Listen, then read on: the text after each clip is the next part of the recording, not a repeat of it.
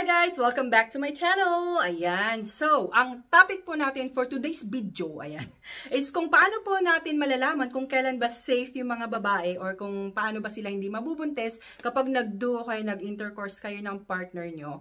Gamit po yung tinatawag na calendar method or yung rhythm method. Ayan, so parang sending regla dust to everyone. Ganun. Yes, Tinkerbell, parang pixie dust lang. Regla dust to everyone. Kapag naman po wala pong naganap na fertilization po, so bumabagsak po dito yung levels po ng estrogen at saka progesterone. So, nagkakaroon po ng regla yung isang babae. So, nagkakaroon ng menstruation. So, sabihin nyo naman, thank you Lord, last na to, hindi na pa ako ulit. Every month ko naman sinasabi yan. Sinabi ko na rin yan, maraming beses pa. So, if you guys are ready, let's go sa go.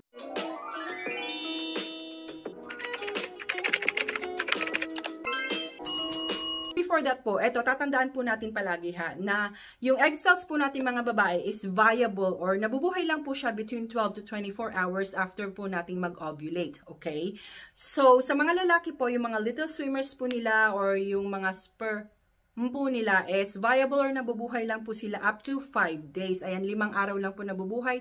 Yung mga little swimmers doon po sa loob ng uterus nating mga babae after po nila magpa-fireworks. So, sinabi ko yon una, kasi marami pong nagtataka na parang, ba't ako nabuntis? Dito naman ako nag-ovulate sa day na to. So, ayun na nga, kasi yung little swimmers ng mga lalaki, hanggang 5 days po yung viability nila doon sa loob. Lalong-lalo na, so may possibility na mabuntis ka, lalong-lalo na kapag short cycle yung menstrual cycle mo. So, like for example, yung lalim na haba. So, for example, nagdo kayo ng partner mo dun sa last day ng menstrual period mo, no? Tapos, syempre, hanggang 5 araw yung yung viability ng little swimmers ng mga lalaki. Tapos, inabutan siya ng next ovulation mo. So, ayun, edi congrats, ninang na ako. Charot. So, ginagamit po ang calendar method or rhythm method in 2 ways. Ayan, 2. Di ba 4 to?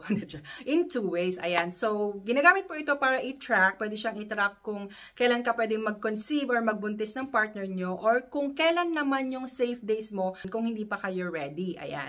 And tandaan po na itong calendar method, hindi po ito 100% effective compared po sa mga other contraceptives na available po sa market natin. Kumbaga, itong calendar method is parang yung dasal-dasal lang na Lord, sana magkaroon ako ng mens. Nadasalan mo na lahat na santo, sana yung symptoms niya nararamdaman. Parang masakit yung pasan ko. Ayun lang. Pareho sila ng symptoms pag buntis ka. O diba, nalito ka pa. Pwede pong gamitin ang calendar method kapag yung cycle nyo po, ito importante, kapag yung cycle nyo is tumatagal siya between 26 days hanggang 32 days. Ayan. Kasi kapag meron po kayong dalawang cycle na mas shorter or mas maikli ng 26 days at mas mahaba or longer ng 32 days, mas nagiging less effective po ang calendar method. Carry? So for example, nung April, 25 days lang yung menstrual cycle mo, tapos May is 23 days lang yung cycle mo. So, di ba, less than 26 days yun. Di ba, galing ko sa math. O kaya yung cycle mo naman is nung January, 33 days siya. Tapos nung February, 35 days siya. So, more than 32 days siya. So, mas nagiging less effective po tong calendar method. So, much better po na gumamit na lang po kayo ng ibang contraception. So, first, ang gagawin nyo po is, i-track nyo po yung menstrual cycle nyo. So, dapat makatrack po kayo ng 6 na buwan hanggang 12 buwan. Basta between 6 to 12 months po ng menstrual cycle nyo. So, for example, itatrack nyo po yung from January to June kasi 6 months yun. O kaya January to September kasi 9 months po yun. O, diba? Ang galing natin sa math. Kaya nga ako nag-nursing. Akala ko walang math. Yun pala may mga GTT drip, mga me. Ayan. Pero buti na lang dito sa US, naka-ready na yung mga calculations. I-prime mo na lang yung IV. Ganun. So, diba? Sarap buhay. So, yun. So, ito na nga. So, ilista nyo po yung days between doon sa first day ng menstruation nyo hanggang doon sa first day ng susunod na menstruation nyo. So, for example po, is nagkaroon po kayo noong June 5. So, yun po yung first day nyo. Ang sumunod po na menstruation nyo is July 6. So, from June 5 to July 6, so included po yung June 5 doon sa count, at saka yung July 6. Meron po kayong, nagsashawaw-shawaw na naman ako dun sa, dito po sa, aligners ko sa Invisalign ko. So, from between June 5 to July 6, meron po kayong 31 days. So, huwag nyo pong kakaligtaan na isama po yung count doon sa first day po ng menstruation nyo hanggang doon sa first day ng susunod na menstruation nyo. Okay, Rick? So, ayan. So, na-track mo na yung menstrual cycle mo, diba? So, ang next na gagawin mo naman is ililista mo yung meron kang pinaka-shortest, pinaka-maikli, pinaka-mababang days ng cycle mo. And then, magso-subtract ka or magma-minus 18. Tapos, yung sagot mo doon is yun yung pinaka-first fertile day ng cycle mo. So, for example po, ang pinaka-shortest cycle mo is meron pong 27 days. So, magsusubtract or magma-minus po tayo ng 18 doon. So, 27 minus 18, ano po yung sagot? 9, di ba? O, di ba? Ang galing natin sa math. Mahihiya si Einstein sa atin. So, 9. So, 9th day, yun po yung pinaka-first fertile day nyo. So, for example, gamitin na po natin yung June 5 para paulit-ulit po tayo. So, June 5 yung first day mo. Nagkaroon ka ng June 5. So, June 5, 6, 7, 8, 9, 10, 11, 12, 13. Kasi yun yung pinaka-9, di ba? So, ang first fertile day mo is June 13th. O, di ba? Galing. Mahiya talaga si Einstein sa atin, mga mi. Ayan, so third step na po tayo. So, ngayon naman po is kukunin nyo naman po yung merong pinaka-longest or pinaka-mahabang days ng cycle mo. Tapos, magsusubtract or magma-minus po kayo ng 11. So, eto naman po, yung sagot dito is nagre-represent po ng last fertile day ng cycle mo. So, for example, ayan. Puro na pa for example dito sa video na to. Kasi yung iba, yung iba talaga dumidiretso talaga sa comsec nang hindi nanonood.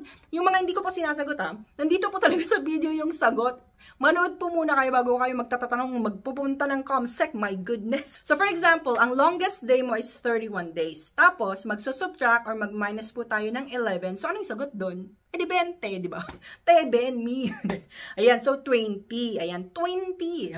20. So, yan. Pero may short story ako. So, nung nag-aaral ako sa UERM sa Santa Mesa, dun kasi yung mga medical school. Pero yung math subject ko sa UE Recto. Tapos yung prof namin, engineer. O, diba? Nursing, tas engineer. O, diba? Asan yung hostisya doon, mga mi? Munti ko pang ikabagsak yun. Pero friends kami sa FB. Shout out to you, sir. But anyways, so for example, June 5 ulit, para hindi kayo malito. June 5, nagkaroon ka. So, ang 20th day mo is June 24. Kasi nga, bilangin natin, di ba?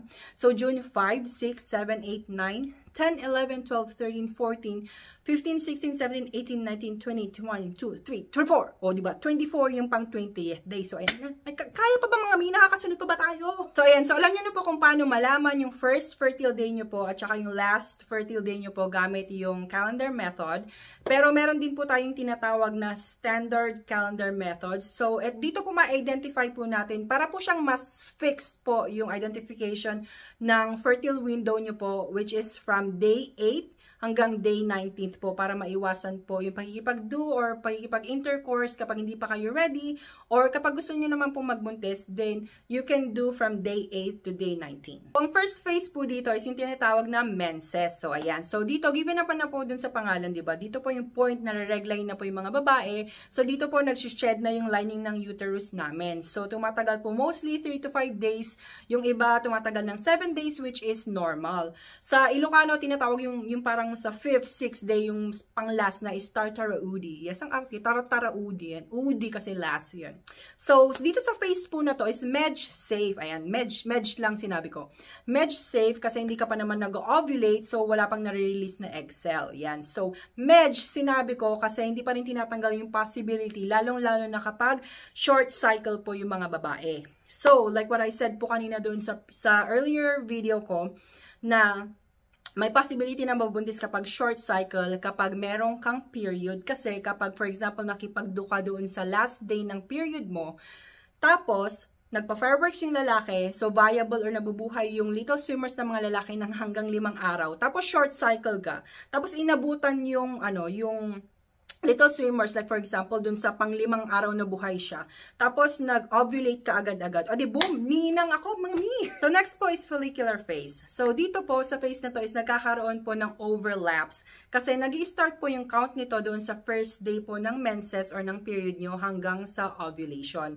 So, sa phase po nito is tumataas na po yung level ng estrogen, which is, ito po yung dahilan ng pagkapal at paglaki po ng lining ng uterus ng mga babae. Sa phase po na to is nagre-release din po ng tinatawag na FSH or yung follicle stimulating hormone, which is nagiging dahilan po ito ng pag-grow or paglaki po ng follicles doon po sa ovaries nating mga babae. So between 10th to 14th day po ng cycle po natin, isa po doon sa mga follicle na yon is magmamature po siya or magta-transform as a mature po na egg cell o kaya ovum. So sa phase po nito is technically safe po tayo from day 1 po ng menses natin hanggang sa 10th day. Kung gusto nyo pang i-push yan ng mga 11, 12, 13, aba magdasal-dasal na kayo ng partner nyo mga mi. Ovulation. So ayan, so dito po is nangyayari po ito every 14th day kapag 28 day po yung cycle nyo. Kapag 29 days, of course, sa 15th day ng cycle mo. Kapag 30 days yung cycle mo, sa 16th day ng cycle mo. Ayan. So, dito po nagkakaroon po ng biglaan or yung sudden release po ng tinatawag na LH or yung tinatawag na luteinizing hormone. So, siya po yung nagsasabi dun sa ovary na parang release the kraken. Ganun. So, sinasabihan niya po si ovary na i-release mo na yung egg cell. Ganyan. So, kapag nag-meet na po yan si egg cell at saka si yung little swimmers, edi congrats! Buntis ka na mi. So for example, 12% na lang yung battery ko mga mi. So for example, 28 day po yung cycle nyo. So ang ovulation day nyo is yung pang 14th day. So for example, nagkaroon kayong June 5. So ang pang 14th day nyo po, ang ovulation day nyo is June 18th. Kasi 5, 6, 7, 8, 9, 10, 11, 12, 13, 14, 15, 16, 17, 18th. Yun yung pang 14th day nyo. Ovulation day nyo is June 18th. Ang fertile days nyo naman po is 5 days before yung ovulation and then 1 day after ng ovulation. So remember, ovulation day nyo is June 18th. So ang fertile days nyo 5 days before is 17, 16, 15, 14, 13. So fertile kayo from June 13th and 1 day after ovulation which is June 19th. So ang fertile window nyo is from June 13th until June 19th. Ovulation day nyo is June 18th.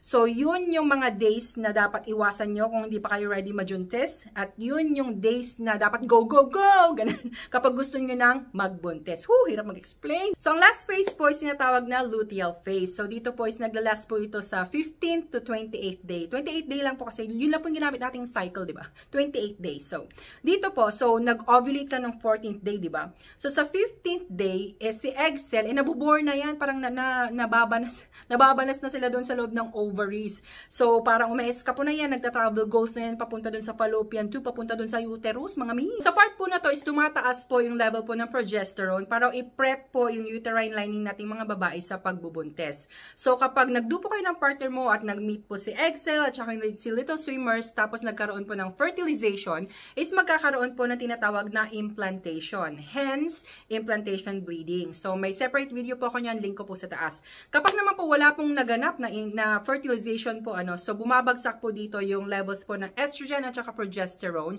So, nagkakaroon po ng regla yung isang babae. So, nagkakaroon ng menstruation. So, sabihin nyo naman, thank you Lord, last na to, hindi na pa ako ulit. Every month yun naman sinasabi yan. Sinabi ko na rin yan, maraming beses pa. Just a reminder lang po na kailangan nyo pong i-update yung length po ng menstrual cycle nyo po monthly para po mas accurate po yung predictions ng fertile days nyo. And keep in mind na rin po na pwede pong maapektuhan yung menstrual cycle nyo kapag meron po kayong mga tinitik na medications, kapag may illnesses po kayo or may mga sakit, and kapag stress kayo. So, sino ba naman hindi may stress, di ba? Nadasalan mo na lahat ng santo, hindi ka pa nilaregla. Pwede rin po maging inaccurate po yung exact timing ng fertile window at ovulation nyo kapag irregular ka. So, ayan mga mi, this is Sit Pansit. Ayan, regladas to everyone. Regladas.